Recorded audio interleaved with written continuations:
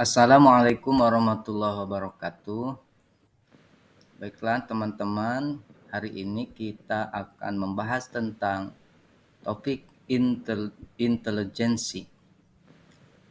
Salam kenal, nama saya Atep Yusuf, kelas A1, NIM 22811300037. Pertama-tama, saya ucapkan terima kasih kepada Bud Profesor Dr. Septi Gumian dari MAG yang selaku pengampu mata kuliah ini. Baiklah teman-teman, langsung saja. Hari ini kita akan membahas intelijensi. Topik bahasan kita kali ini adalah yang pertama konsep intelijensi, yang kedua teori-teori intelijensi, tiga faktor-faktor yang mempengaruhi intelijensi, dan keempat, usaha guru mengembangkan intelijensi dalam belajar. Mari kita akan bahas satu persatu. Intelijensi, ya kita sering mendengar tentang intelligence, yaitu kita memahaminya dengan kecerdasan, kepintaran, dan juga lain-lain. Lalu apa pengertian atau definisi tentang intelijensi tersebut? Yang pertama, intelektus. Intelijensi itu memahami. Ini dari bahasa Latin ya, intelligentsia, yang berarti kekuatan akal manusia. Yang kedua, intellect dan intelligence. Yang ketiga, dalam KBBI ini dikatakan bahwa intelijensi diartikan sebagai daya reaksi atau penyesuaian yang cepat dan tepat, baik secara fisik maupun mental. Terhadap apa? Terhadap pengalaman baru, membuat pengalaman dan pengetahuan yang telah dimiliki siap untuk dipakai apabila dihadapkan pada fakta dan kondisi yang baru. Lalu pengertian yang selanjutnya, intelijensi adalah kemampuan yang dibawa sejak lahir yang memungkinkan seseorang itu berbuat sesuai dengan cara-cara tertentu. Ada lagi, intelijensi adalah kemampuan untuk bertindak secara terarah, berpikir secara rasional, dan menghadapi lingkungannya secara efektif. Lalu definisi para ahli. Para ahli memberikan definisi tentang intelijensi tersebut. Ada beberapa yang dicantumkan dalam presentasi kali ini. Yang pertama, menurut Alfred Binet, intelligence atau kecerdasan adalah kemampuan menilai dengan baik, bernalar dengan baik, dan bertindak dengan baik. Jadi kecerdasan menurut Binet adalah kemampuan seseorang menilai, menalar, dan bertindak dengan secara baik. Lalu David Wechsler memberikan definisi bahwa kecerdasan adalah kapasitas global. Jadi kemampuan yang umum atau kecakapan individu untuk menepis rasional, bertindak dengan sengaja, dan untuk berurusan secara efektif dengannya atau dengan lingkungannya. Jadi menurut Wechsler, secara umum seseorang itu mempunyai kecakapan untuk bertindak secara rasional dengan urusan yang berada di lingkungannya. Dan selanjutnya menurut Robert Steinberg, Kecerdasan adalah kemampuan untuk beradaptasi, membentuk dan memilih lingkungan untuk mencapai tujuan seseorang dan masyarakat serta budaya seseorang. Lalu menurut Howard Gardner mendefinisikan kecerdasan adalah kemampuan untuk melakukan sesuatu yang berguna dalam masyarakat yang kita jalani. Kecerdasan adalah kemampuan untuk merespon dengan sukses terhadap situasi dan kapasitas untuk belajar.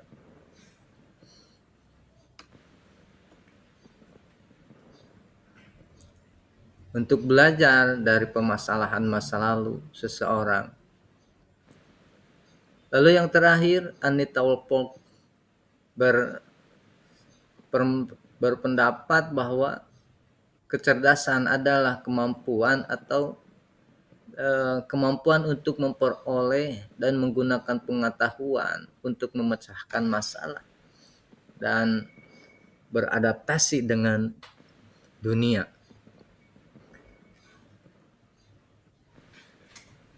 Dari berbagai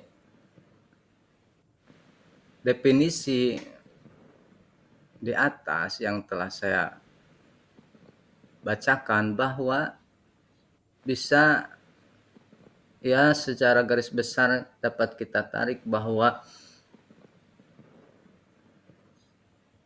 tentang pengertian intelijensi ini yaitu suatu kemampuan mental yang melibatkan proses berpikir secara rasional, sehingga intelijensi tidak dapat diamati secara langsung, melainkan harus disimpulkan dengan berbagai tindakan nyata yang merupakan manifestasi dari proses berpikir rasional tersebut. Berbagai perbedaan sudut pandang daripada ahli tersebut tentang definisi intelijensi, terdapat beberapa tema atau 2 tema saja yang selalu muncul dalam definisi tersebut. Para ahli sepakat bahwa menyatakan intelijensi merupakan kapasitas untuk belajar dari pengalaman masa lalu dan kapasitas seseorang untuk beradaptasi dengan lingkungan.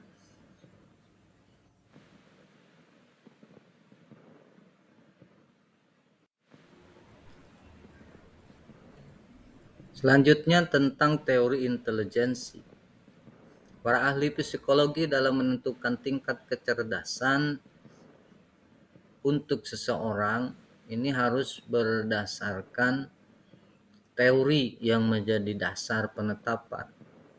Dalam intelijensi dikenal beberapa teori dalam menetapkan tingkat kecerdasan. Yang pertama ada yang disebut dengan teori unifaktor. Menurut teori ini, intelijensi merupakan kapasitas atau kemampuan umum. Oleh karena itu, cara kerja intelijensi ini bersifat umum secara global. Reaksi atau cara seseorang dalam memecahkan masalahnya juga ini bersifat umum. Kemampuan ini timbul dari pertumbuhan psikologis dan akibat dari belajar. Teori ini dikenalkan oleh Wilhelm Stern pada tahun 1911. Jadi teori unifaktor, secara umum seseorang bereaksi, secara umum seseorang memecahkan masalah, dan ini diakibatkan dari adanya pertumbuhan psikologi seseorang dan diakibatkan dari proses belajar. Yang selanjutnya ada yang disebut dengan teori Dewey Faktor. Menurut Spearman adalah seorang sarjana statistik dari Inggris berpendapat bahwa intelijensi terdiri dari abilitas umum yang bekerja bersama-sama dengan abilitas khusus. Intelijensi sebagai produk yang dihasilkan dari keturunan dan lingkungan. Hal ini digambarkan Spearman dengan istilah faktor G sebagai faktor umum dan faktor S sebagai faktor khusus. Faktor G yang dimaksud disebut dengan kemampuan kognitif yang dimiliki secara individu. Misal kemampuan mengingat dan berpikir. Kategori yang kedua adalah faktor S yang merupakan intelijensi yang dipengaruhi oleh lingkungan. Jadi faktor G itu adalah kognitif yang biasanya itu dihasilkan dari genetik kepribadian diri seseorang, faktor-faktor turunan. Sedangkan faktor S adalah merupakan yang faktor ekstern dari luar yang berupa lingkungan atau lingkungan sekolah, lingkungan belajar dan lain-lain. Itu dwifaktor. Selanjutnya teori multifaktor. Thurston memperluas teori dwifaktor Spearman menjadi teori multifaktor yang di dalamnya membuat 30 faktor. 7 diantaranya yang dianggap paling utama untuk abilitas mental. Yang pertama, mudah dalam mempergunakan bilangan. Lalu baik ingatannya, mudah menangkap hubungan-hubungan percakapan, tajam penglihatan, gampang menarik kesimpulan dari kata-kata yang ada, cepat mengamati dan cakap dalam memecahkan berbagai problema. Faktor-faktor ini tidak dapat dianggap terpisah dari kesatuan proses intelektual yang kompleks, melainkan sebagai aspek-aspek kegiatan mental yang dapat diamati dalam fungsi masing-masing pada tingkah laku seseorang. Seorang individu bisa diamati kecerdasan intelijensinya melalui teori ini dari beberapa proses kegiatan yang dari beberapa yang dianggap paling utama ini kita bisa mengamatinya. Lalu selanjutnya teori Thorndike sebagai hasil percobaan-percobaan studinya terhadap tingkah laku binatang, anak-anak dalam situasi belajar. Thorndike ini mengembangkan hipotesisnya yang terkenal bahwa kualitas intelek tergantung pada kuantitas hubungan dari saraf-saraf penghubung. Jadi teorinya ini dinyatakan dalam analisisnya yang terkenal dengan stimulus respon.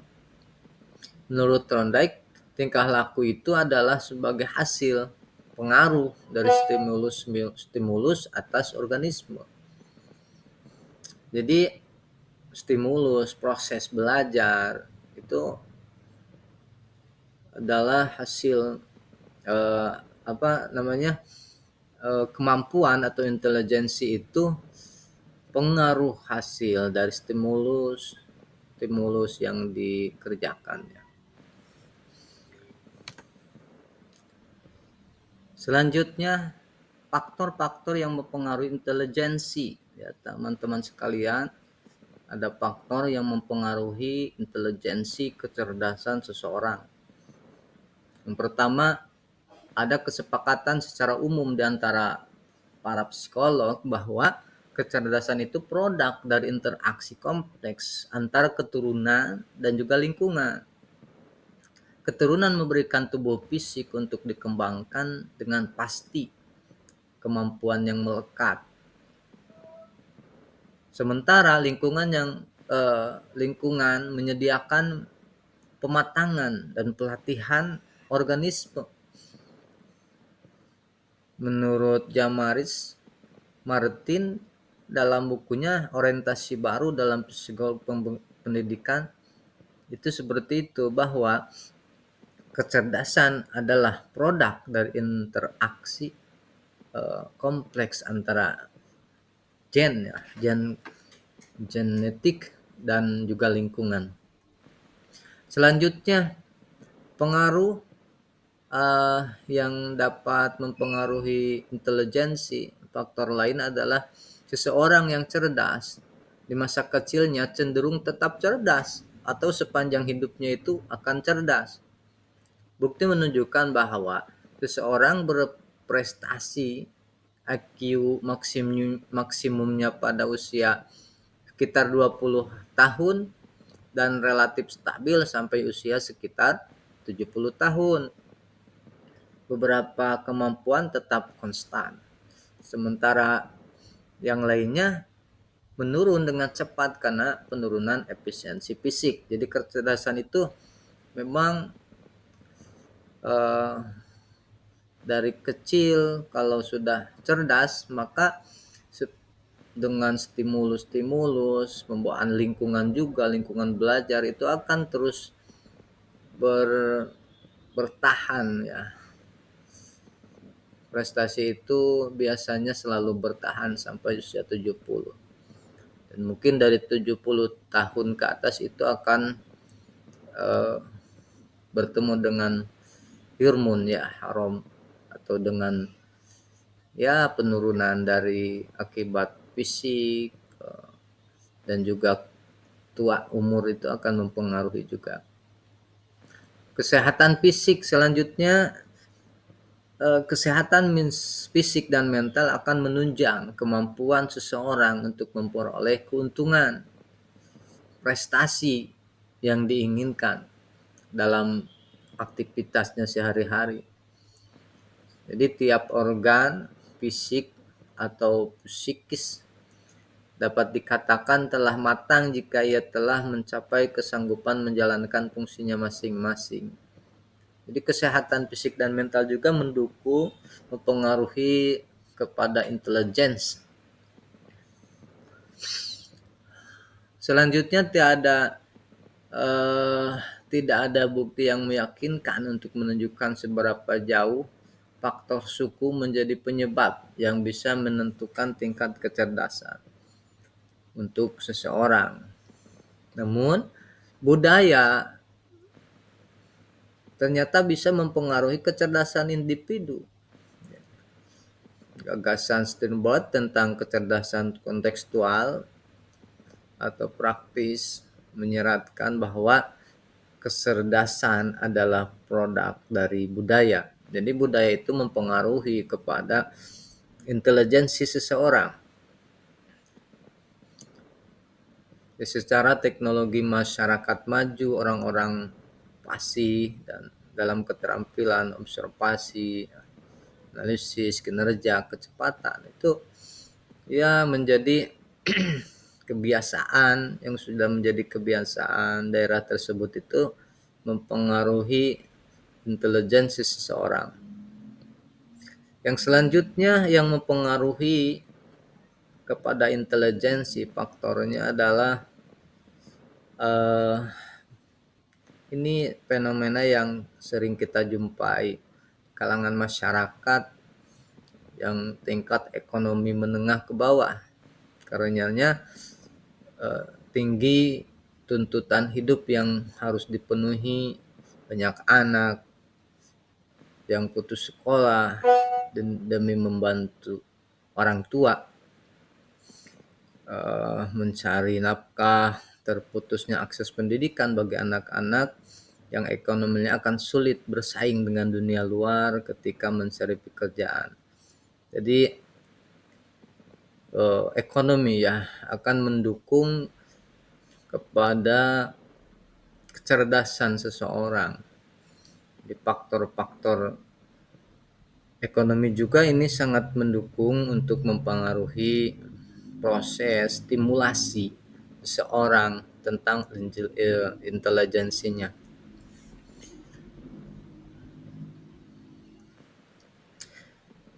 Baik teman-teman sekalian, yang selanjutnya adalah konsep multiple intelligence atau kecerdasan majemuk. Multiple intelligence adalah istilah yang digunakan oleh Howard Gardner untuk menunjukkan bahwa pada dasarnya itu manusia memiliki kecerdasan sangat banyak. Sangat banyak kecerdasan manusia itu. Jadi kecerdasan itu berbeda-beda. Ya, faktor bawaan juga, genetika, lingkungan, usia, dan lain-lain itu memang menjadi perbedaan kecerdasan masing-masing. Maka bakat dan kecerdasan itu tidak ada yang lebih, ada yang kurang, dalam arti kita harus meyakini bahwa manusia diciptakan itu, bahkan segala sesuatu diciptakan itu mempunyai keistimewaan masing-masing. Inna likulli syai'in majiyatun. Sesuatu itu pasti ada keistimewaan masing-masing. Maka kecerdasan itu banyak. Menurut Gardner, yang pertama kecerdasan linguistik. Linguistic intelligence. Jadi Gardner merumuskan kecerdasan sebagai kemampuan menyelesaikan masalah atau menciptakan produk mode yang merupakan konstruksi dalam suasana budaya atau masyarakat tertentu. Kecerdasan linguistik adalah kecerdasan atau kemampuan untuk menggunakan dan mengolah kata-kata secara efektif, baik secara oral maupun tertulis. Anak yang memiliki intelijensi linguistik tinggi akan berbahasa lancar, baik, dan lengkap.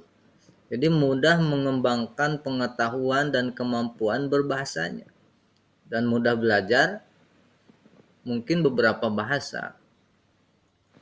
Untuk anak seperti ini yang cocok bagi anak yang memiliki atau orang yang memiliki intelijensi linguistik ini antara lain adalah menciptakan puisi, jadi jurnalis, editor, dramawan, sastrawan, pemain sandiwara atau orator. Jadi kecerdasan tentang bahasa. Selanjutnya kecerdasan logika matematik. Logical mathematic intelligence. Kecerdasan logika matematika ini menurut Gardner adalah kemampuan yang berkaitan dengan penggunaan bilangan dan logika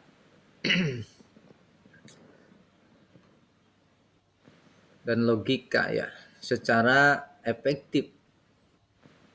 Anak yang memiliki kecerdasan logika matematika menonjol, dapat dengan mudah melakukan tugas-tugas, memikirkan sistem-sistem yang abstrak seperti matematika dan filsafat, mudah belajar berhitung, kalkulus, dan bermain dengan angka. Ini kecerdasan logika matematika. Lalu kecerdasan visual spasial intelligence ini adalah kecerdasan kemampuan untuk menangkap dunia ruang visual secara tepat, seperti oleh arsitek, para pemburu, navigator, dan dekorator. Juga kepekaan terhadap keseimbangan relasi, warna, garis, bentuk, dan ruang. Ini adalah kecerdasan visual. Biasanya arsitek, dekorator itu ini mempunyai kecerdasan visual. Yang selanjutnya adalah kecerdasan gerak tubuh, body kinesthetic intelligence. Kecerdasan gerak tubuh adalah kemampuan menggunakan tubuh atau gerak tubuh untuk mengekspresikan gagasan dan perasaan, contohnya seperti para aktor, atlet, penari, ahli bedah, pemahat. Itu adalah orang-orang yang mempunyai kecerdasan tubuh atau body kinesthetic intelligence. Selanjutnya kecerdasan musikal. Musical intelligence ini kemampuan untuk mengembangkan atau mengekspresikan bahkan menikmati bentuk musik atau suara, termasuk kepekaan akan ritme, melodi, intonasi, kemampuan menyanyi lagu, memainkan alat musik, dan lain-lain. Ini tentang kecerdasan musikal. Selanjutnya kecerdasan interpersonal. Ini interpersonal intelligence, kecerdasan kemampuan untuk mengerti, menjadi peka terhadap perasaan, intensi, motivasi, atau watak, temperamen orang lain. Kemampuan untuk menjalin relasi dan komunikasi dengan berbagai orang, seperti yang dimiliki oleh seorang komunikator, fasilitator, atau penggerak massa. Jadi kecerdasan dalam kemampuan untuk mengerti dan peka terhadap hubungan dengan seseorang. Yang selanjutnya, yang ketujuh adalah kecerdasan intrapersonal. Kecerdasan ini kemampuan yang berkaitan dengan pengetahuan akan diri sendiri dan untuk kemampuan untuk bertindak secara adaptif berdasarkan pengenalan diri pribadinya sendiri. Yang terakhir adalah naturalis atau naturalis intelligence, merupakan kemampuan untuk dapat mengerti flora dan fauna dengan baik, kemampuan untuk memahami dan menikmati alam. Dalam menggunakan kemampuan itu secara produktif dan dalam kegiatan seperti berburu, bertani, mengembangkan pengetahuan akan alam. Jadi itu adalah beberapa multiple intelligence yang dikemukakan oleh Howard Gardner. Orang-orang, jadi kita itu mempunyai kecerdasan yang berbeda-beda, kemampuan yang berbeda-beda, dengan kelebihan dan kekurangan masing-masing. Kita sama-sama saling melengkapi.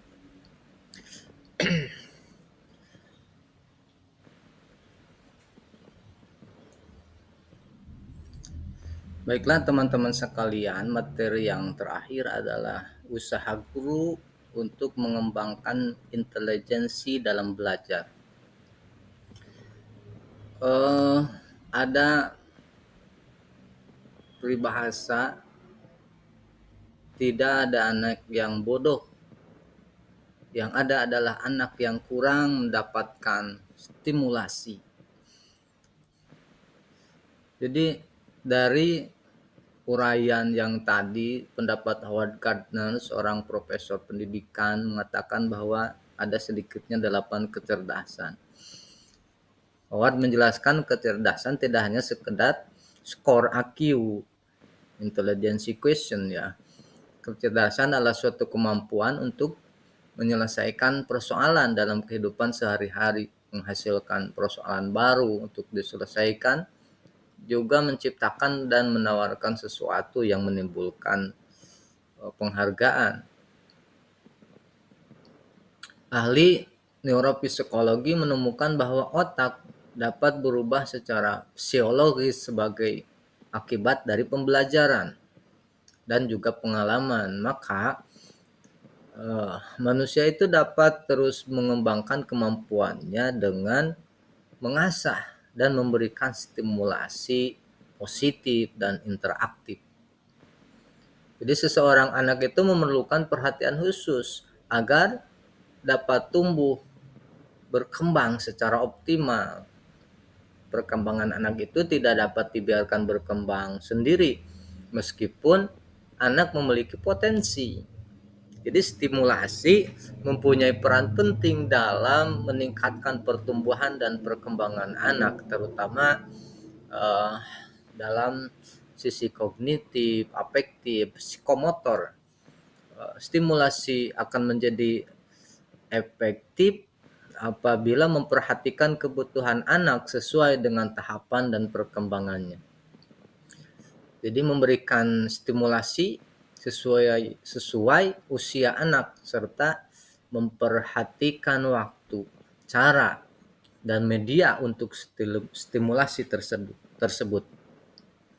Ada usaha-usaha guru yang dapat mengembangkan intelijensi dalam belajar.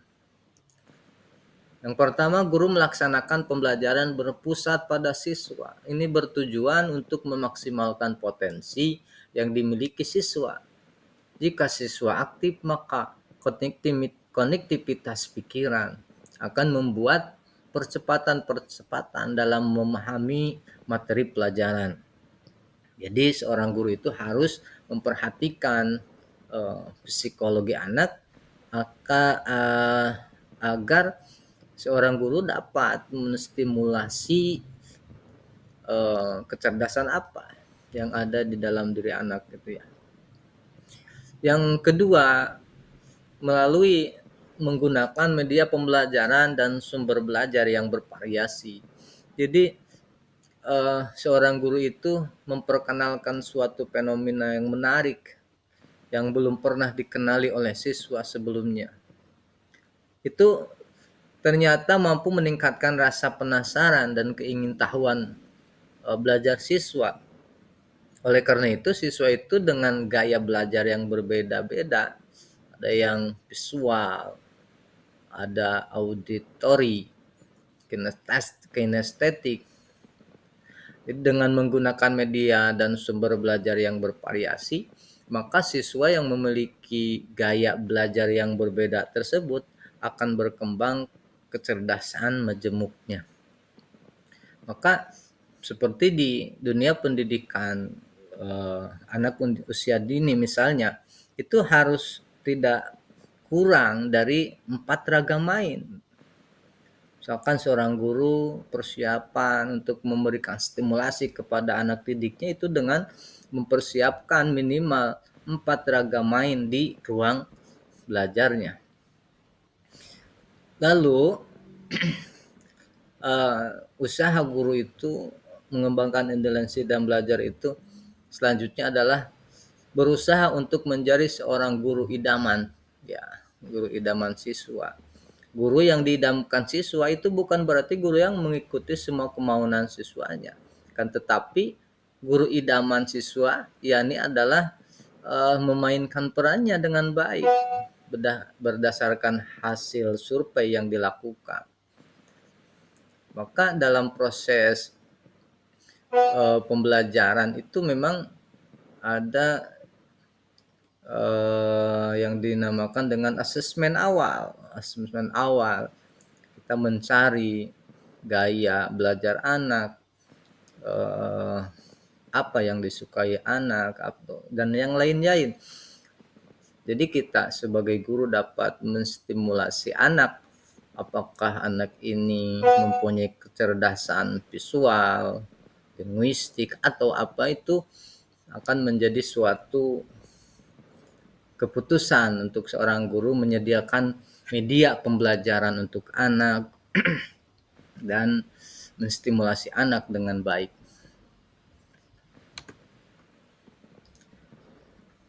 Jadi dalam konteks pendidikan, pemahaman kita tentang intelijensi memiliki implikasi yang signifikan.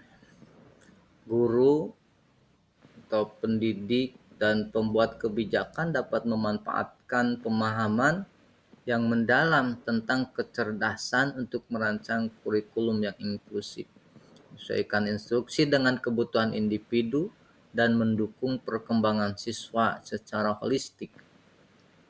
Dengan memahami keberagaman dalam jenis-jenis kecerdasan dan juga faktor-faktor yang mempengaruhinya, pendidik dapat menciptakan lingkungan belajar yang merangsang, inklusif, dan memungkinkan setiap siswa untuk mencapai potensi penuh mereka. Jadi mudah-mudahan kita semua diberikan kelancaran dalam membimbing siswa-siswa kita, dapat memberikan dukungan untuk memberikan perkembangan potensi kecerdasan kepada mereka.